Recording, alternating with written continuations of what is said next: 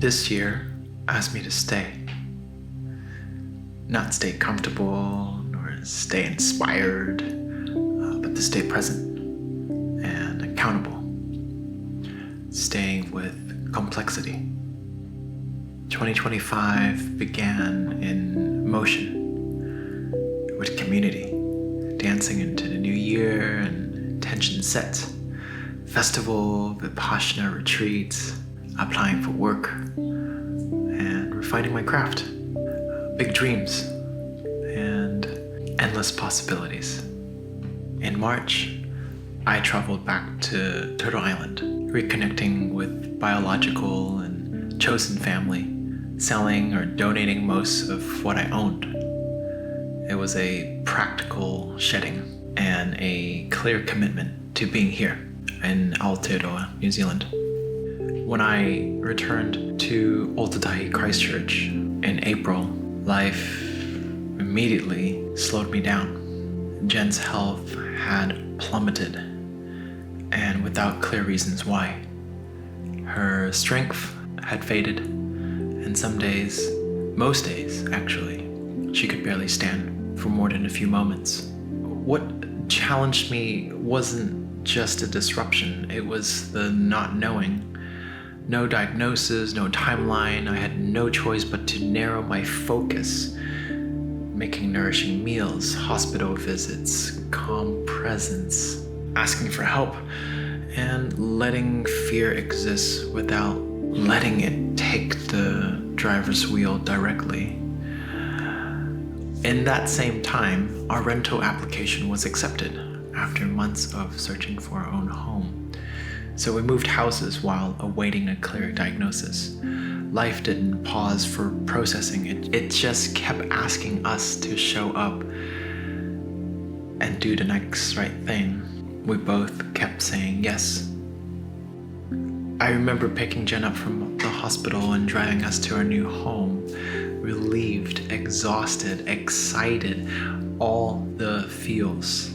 It was a milestone moment.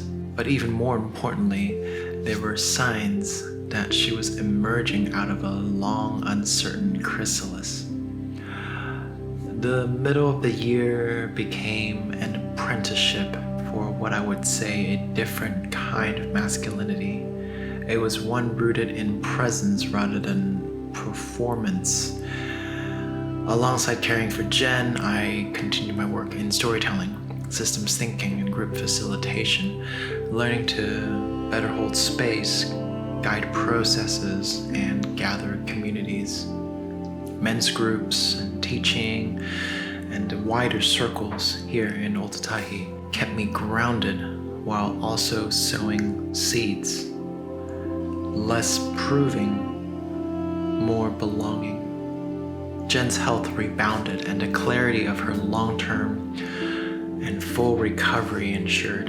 We hosted friends, we planted a small garden, we took some small road trips, and we often walked by the moana, her happy place.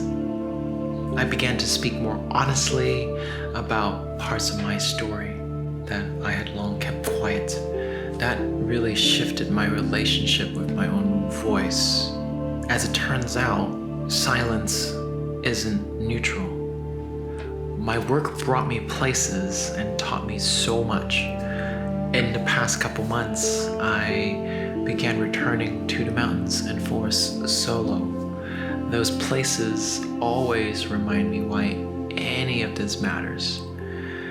To me, wonder and awe aren't optional, they are fuel.